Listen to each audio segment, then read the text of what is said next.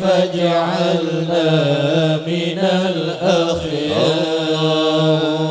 الله الله الله الله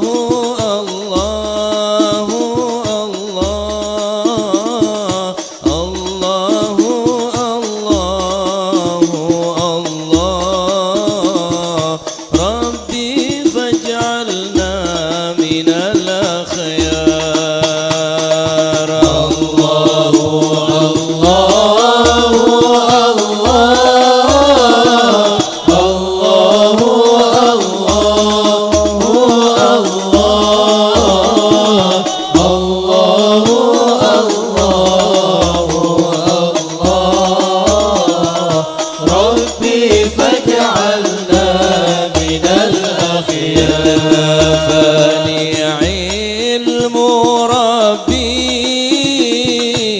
من سؤالي واختياري فدعائي وابتهالي شاهد لي بافتقاري. الله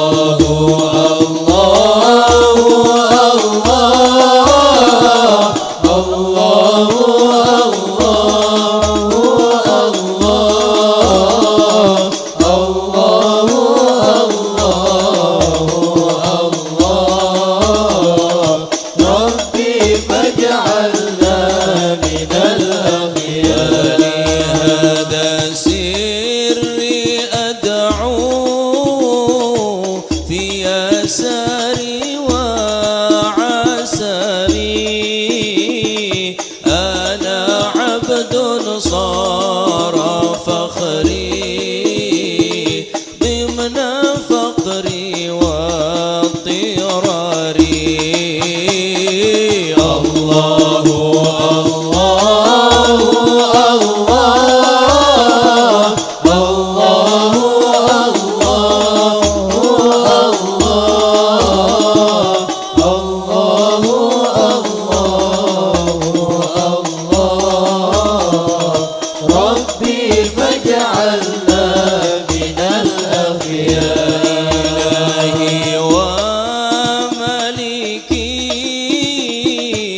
أنت تعلم كيف حالي وبما قد حل قلبي من هموم واشتغالي. يا إلهي يا الله الله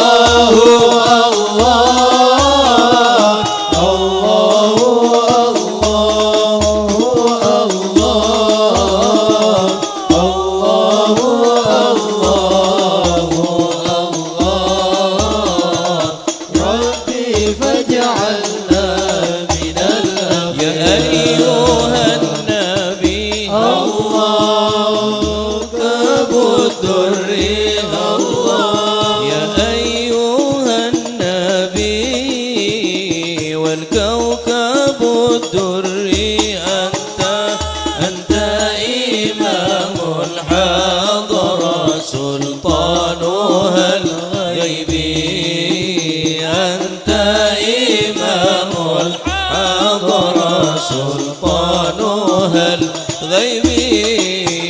يا أيها النبي والكوكب الدري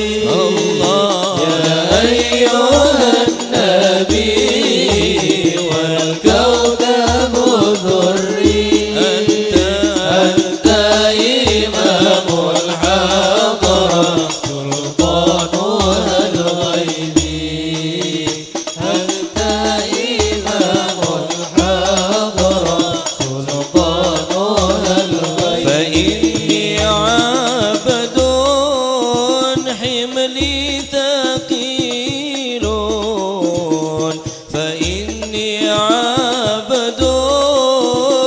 حلي ثقيل ولي ذنوب مثل الرمال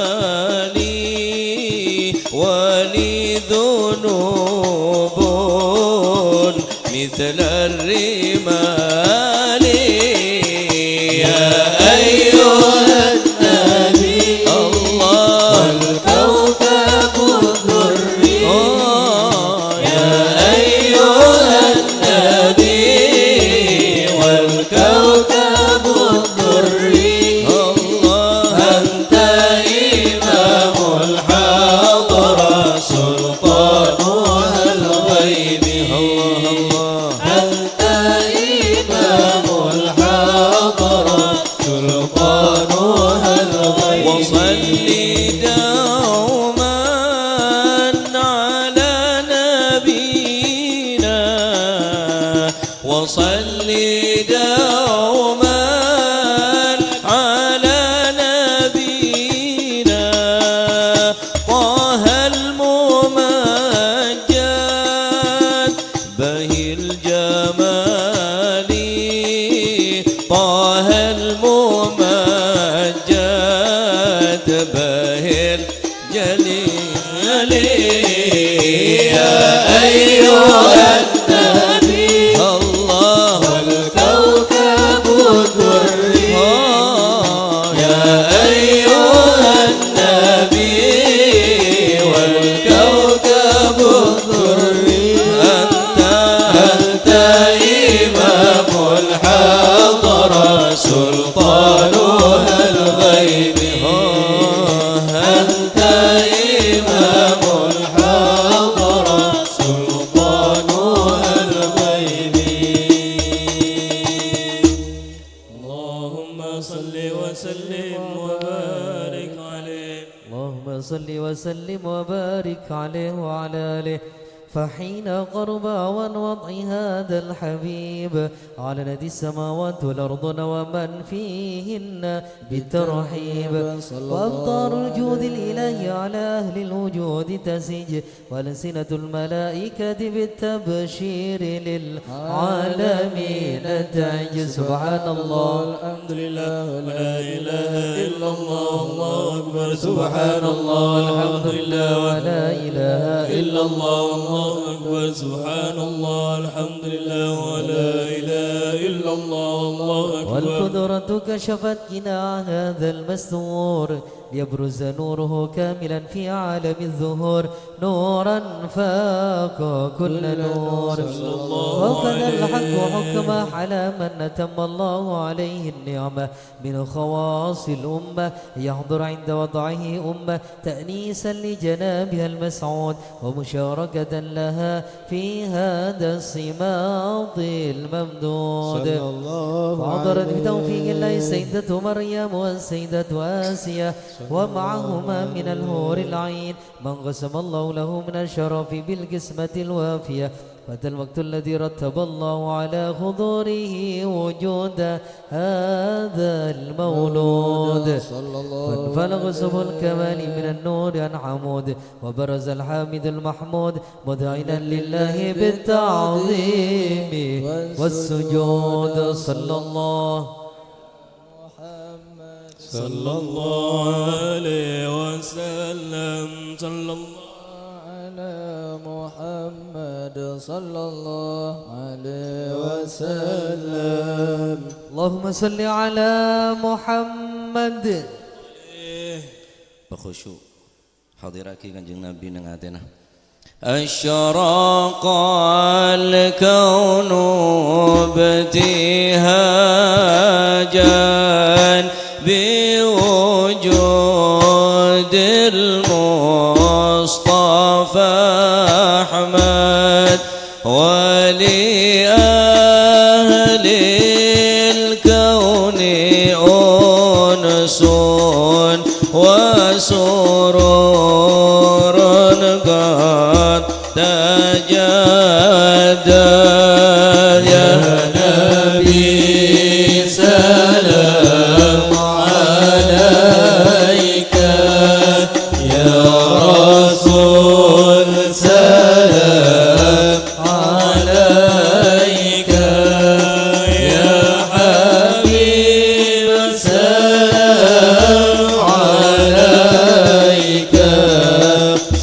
صلوات الله عليك فاقربوا يا أهل المثاني فهزار اليوم والرد واستضيئوا بجمال فاق في الحسن تفرد يا نبي سلام عليك يا رسول سلام عليك يا حبيب سلام عليك صلوات الله عليك ولنا البشرى بسعد مستمر ليس ينفد حيث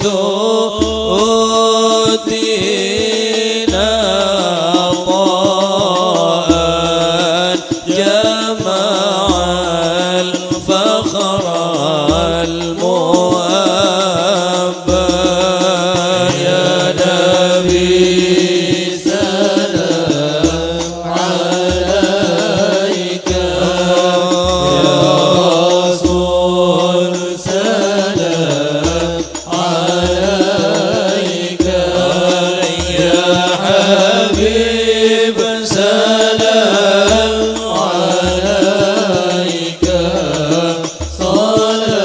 صلوات الله عليك فلرب كل حمد جل أن يحصره العد إذا حبانا بوجود المصطفى الهادي محمد صلى الله عليه صلى الله عليه عليك الله يا رسول سلام عليك يا حبيب سلام عليك صلوات الله عليك يا رسول الله يا أهلا بك النبي كانوا سعد وبجاه يا إلهي جد وبلغ كل مقصد آمين يا الله يا رب عليك الله يا رسول سلام عليك عليك يا حبيب سلام عليك صلوات الله عليك واهدنا نهج سبيلي كي به نسعد ونرشد محمد ربي بلغنا بجاه الله في جوار خير مقعد من جنبي سلام عليك يا رسول سلام عليك يا حبيب سلام عليك صلوات الله عليك وصلاة الله تغشى الشرف الرسل محمد وسلام مستمر كل حين يتجدد طلع البدر علينا ثنيات الوداع وجب الشكر علينا ما دعا لله طلع البدر علينا من ثنيات الوداع علينا ما دعا لله ذا طلع البدر علينا من ثنيات الوداع وجب الشكر علينا ما دعا لله ذا مرحبا يا مرحبا يا نور عيني مرحبا جد الحسين مرحبا مرحبا مرحبا يا مرحبا يا نور العين مرحبا جد الحسين مرحبا مرحبا واكرمي الارواح منا واكرمي الارواح منا بلقاء خير الانام مرحبا مرحبا يا مرحبا يا نور العين مرحبا جد الحسين مرحبا مرحبا صلى الله على محمد صلى الله عليه وسلم صلى الله على محمد يا ربي صلي وسلم يا نبي سلام عليك يا رسول سلام عليك يا حبيب سلام عليك صلوات الله عليك اللهم صل على محمد. Bismillah, alhamdulillah, salatu wassalamu ala rasulillah Sayyidina wa maulana Muhammad ibn Abdullah wa ala alihi wa sahbihi wa man wala wa la hawla wa la quwata illa billah radiyallahu ankum wa qala radiyallahu an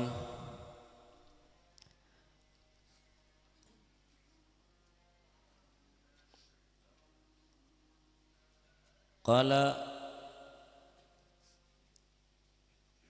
Sayyidina Abdullah ibn Abbas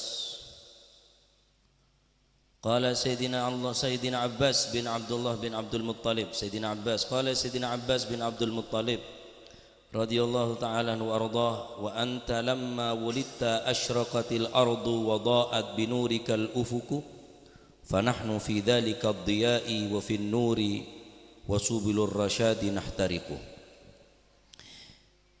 Ketika Nabi Muhammad sallallahu alaihi wasallam dilahirkan di bulan ini, bertepatan di hari Senin tanggal 12 Rabiul Awal, Sayyidina Abbas paman daripada beliau mengatakan, wa anta lamma wulidta asyraqatil ardu wa da'at binurikal ufuqu. Ketika engkau terlahir, bersinarlah bumi dan cakrawala karena cahayamu.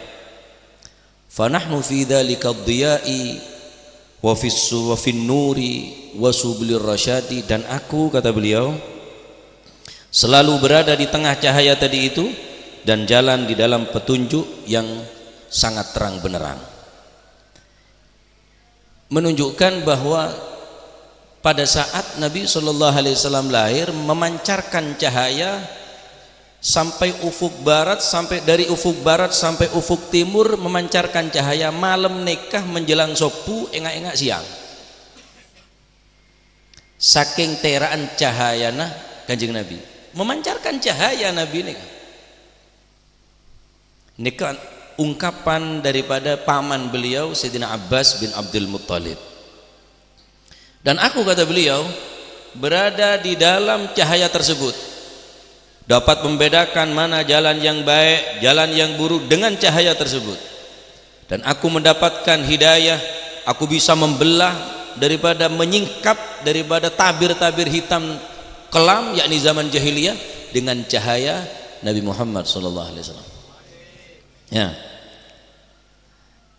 Allah Subhanahu wa taala di dalam Al-Qur'an bersabda, bismillahirrahmanirrahim,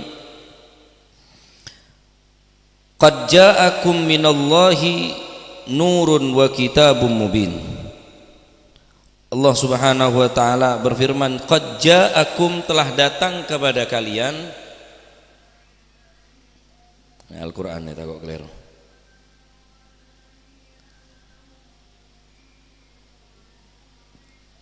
Allah Subhanahu wa taala berfirman dalam Al-Qur'an, qad ja'akum, benar.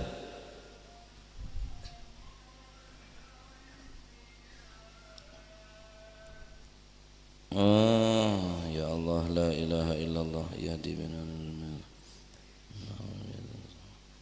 Qad ja'akum minallahi nurun wa kitabun mubin, telah datang kepada kalian nurun. Allah taala berfirman, datang kepada kalian nur, cahaya. Saya maksud nur yang itu adalah sirah Nabi Muhammad sallallahu alaihi. Walaupun sebagian para ulama berbeda pendapat, cahaya di sini ada yang mengartikan adalah syariat Kanjeng Nabi bagaikan cahaya. Telah datang kepada kalian semua cahaya daripada Allah Subhanahu wa taala wa kitabum mubin, yaitu Al-Qur'an. Sebagian para ulama mengatakan nur yang dimaksud adalah Nabi Muhammad sallallahu alaihi wasallam, benih syariat tah. Kanjeng Nabi ini kayak kocak nur, cahaya. Makanya Habib Ali Al-Habasyi di bait qasidah pertama beliau, huwan nuru yahdil hairina diya'uhu wa fil hasyri dhillul mursalina liwa'uhu. Huwan nur, dialah cahaya. Sayyidina Abdullah bin Sayyidina Abbas bin Abdul Muttalib mengatakan cahaya. Telah lahir cahaya. Tak cukup genikah ketika Sayyidatuna Aisyah radhiyallahu anha menjahit pakaian beliau di dalam rumah, saat kegeger je rumah, keadaan semu peteng tanpa lampu dalam Kanjeng Nabi ini kan. Jatuh itu jarum, dicari oleh Sayyidatuna Aisyah radhiyallahu taala anha wa radhaha. Jarum tersebut tidak diketemukan. sare tak temu datang Gusti Kanjeng Nabi Muhammad sallallahu alaihi wasallam membuka pintu rumah beliau seketika ini kejerum si asal tak temu peteng bisa ketinggal jelas kelaben masuk Kanjeng Nabi sehingga bercahaya sallallahu alaihi wasallam. Maka Sayyidatuna Aisyah heran getol, ya Rasulullah, engkau memancarkan cahaya yang sangat luar biasa ya Rasulullah. Kanjeng Nabi adabu, "Na'am ya Aisyah, wailun liman lam yarani yaumal qiyamah." Keng celaka ku kuning di hari kiamat beda orang sitang telak kasengko Kanjeng Nabi. Wailun liman lam yarani yaumal qiyamah, celaka kelak di hari kiamat orang yang tidak bisa melihat aku. Padahal Nabi yang begitu jelas, yang begitu memancarkan cahaya, tapi di hari kiamat ada seseorang kelompok manusia yang tidak dapat diizinkan oleh Allah matanya untuk memandang Nabi. Man huwa ya Rasulullah? Siapa mereka ya Rasulullah? Man idza dzukirtu indahu wa lam yusalli alayya, yaitu seseorang yang jika namaku disebut di sandingnya dia enggan membaca salawat kepadaku. Shallu ala Nabi Muhammad. Aman kan mun hadir majelis jambu sallallahu alaihi salat sampeyan sik bito. Man kula nyocot. Mun majelis ya neng sallallahu alaihi terus sallallahu alaihi salawat. Aneka insyaallah akan memberikan kesempatan kepada kita untuk mata yang penuh dosa nikah diizinkan oleh Allah bisa memandang wajah Nabi Muhammad sallallahu alaihi wasallam. Celaka na orang pagi ning dina kiamat mun tak bisa ketinggal Gusti Kanjeng Nabi. Masya Allah, di antara para sahabat nih saking cinta ke Kanjeng Nabi, di pagi hari subuh sholat berjamaah dengan Nabi. Nabi begitu parah sakit beliau, tapi beliau ingin menyenangkan, membuat gembira para sahabat. Tak mau sahabat ini ke dalam keadaan susah. Juga aja Kanjeng Nabi sholat berjamaah hari subuh terakhir. Maka sahabat saya ke pasar, ke sabe. Beda salah situng sahabat entar ke kebun beliau. Maka anak menghampiri si ayah dan menghabarkan berita bahwa Nabi SAW tak ada umur. Ya wahai bapak, Kanjeng Nabi ampun wafat ki puru. Can siapa? Ampun rame bawah Nabi ki puru tak ada umur. Langsung seketika merepat nih kayak colek. Demi Allah, sengkok tak gelem tang mata saya terakhir ki burung ngetelak Kanjeng Nabi, engkau tak teropol andik mata, montang mata tak bisa ketinggal Kanjeng Nabi sallallahu alaihi wasallam. Ya, terus dia remba keadaan kulit sampean nih. Makan mumpung bulan Maulid jaga ate, pebunga, peseneng, cek sampai tanur Maulid. Ya, semampun sampean. Niat hormat dari Kanjeng Nabi, rok bunga dari lahir Gusti Kanjeng Nabi. Ini adalah cahaya dari Allah Subhanahu wa taala, Al-Qur'an.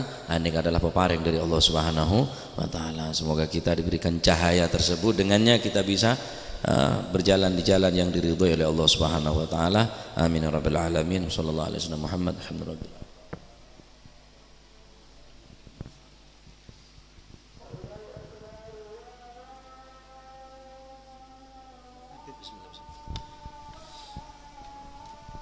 Bismillahirrahmanirrahim. Allahumma salli wa sallim ala sayyidina Muhammad wa ala ali sayyidina Muhammad.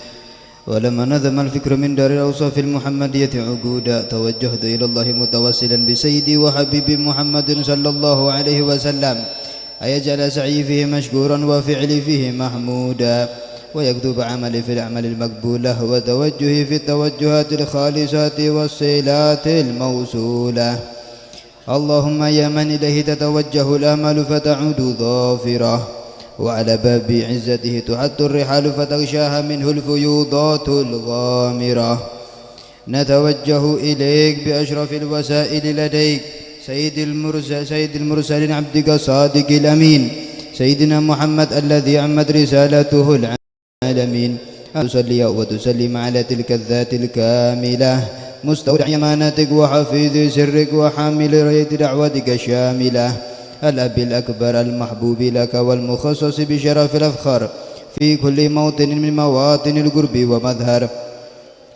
قاسم امدادك في عبادك وساكي كوس رشادك لأهل ودادك سيد الكونين وأشرف الثقلين العبد المحبوب الخالص المخصوص منك بأجل الخصائص. اللهم صل وسلم عليه وعلى آله وأصحابه وأهل حضرة اقترابه من أحبابه. اللهم إنا نقدم إليك جاه هذا النبي الكريم ونتوسل إليك بشرف مقامه العظيم أن تلاحظنا في حركاتنا وسكناتنا بعين عنايتك وأن تحفظنا في جميع أدوارنا وتقلباتنا بجميل رعايتك وحسين وقايتك وأن تبلغنا من شرف القرب إليك وإلى هذا الحبيب غاية آمالنا وتتقبل منا ما تحركنا فيه من نياتنا وأعمالنا وتجعلنا في حضرة هذا الحبيب من الحاضرين وفي طرائق اتباعه من السالكين ولحقك وحقه من المؤدين ولعهدك من الحافظين. اللهم إن لنا عتمعا في رحمتك الخاصة فلا تحرمنا وذنونا جميلة هي وسيلتنا إليك فلا تخيبنا.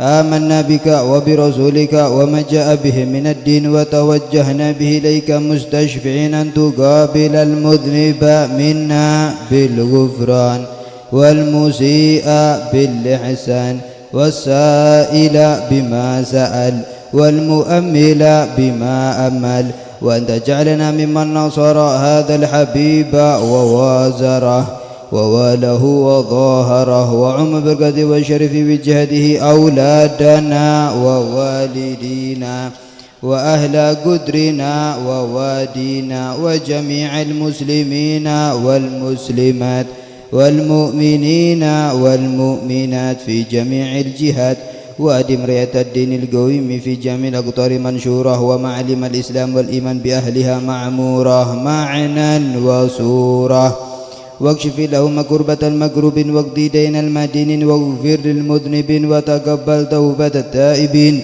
وانشر رحمتك على عبادك المؤمنين أجمعين واكفي شر المعتدين والظالمين وابسط العدل بولد الحق في جميع النواحي والأقطار وأيدهم بتأييد من عندك ونصر على المعاندين من المنافقين والكفار واجعلنا يا ربي في الحسن الحسين من جميع البلايا وفي الحرز المكين من الذنوب والخطايا وأدمنا في الأعمال بدعتك وصدق في خدمتك قائمين وإذا توفيتنا فتوفنا مسلمين مؤمن واختم لنا منك بخير أجمعين. وصلي وسلم على هذا الحبيب المحبوب للأجسام والأرواح والقلوب وعلى آله وصحبه ومن إليه منسوب وآخر دعوانا الحمد لله رب العالمين بفضل سبحان ربك رب العزة عما يصفون وسلام على المرسلين والحمد لله رب العالمين. نهدم هذا المولد شمد الدرار في مجلس دار المحبين في هذا المصلى وإلى حضرة النبي سيدنا محمد صلى الله عليه وسلم بزير الفاتحة.